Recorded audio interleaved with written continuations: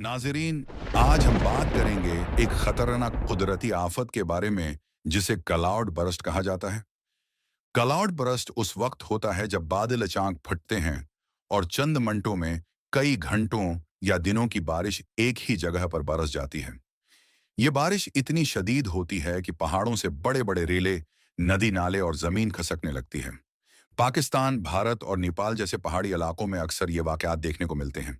लम्हों में गांव तबाह हो जाते हैं, सड़कें बह जाती हैं और कीमती जानें ज़ाय हो जाती हैं। साइंसदानों के मुताबिक क्लाउड बरस्ट का सबसे बड़ा सबब माहौलियाती तब्दीली और दरख्तों की कमी है। अगर हमने जंगलात को ना बचाया और माहौलियाती तवाजुन दरस्त ना किया, तो ये आफात मजीद बढ़ती जाएंगी।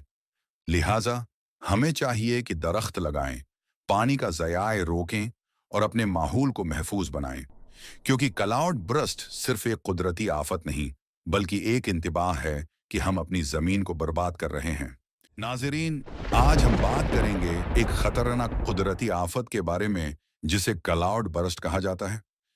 क्लाउड बर्स्ट उस वक्त होता है जब बादल अचानक फटते हैं और चंद मिनटों में कई घंटों या दिनों की बारिश एक ही जगह पर बरस जाती है।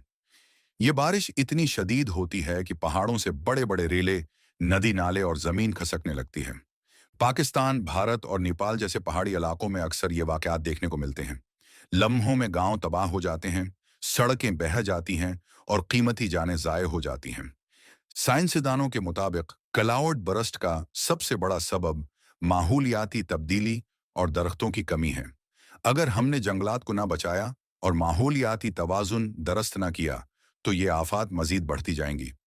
लिहाजा हमें चाहिए कि दरख्त लगाएं, पानी का ज़याए रोकें और अपने माहौल को महफूज बनाएं, क्योंकि क्लाउड बर्स्ट सिर्फ एक कुदरती आफत नहीं, बल्कि एक इंतबाह है कि हम अपनी ज़मीन को बर्बाद कर रहे हैं।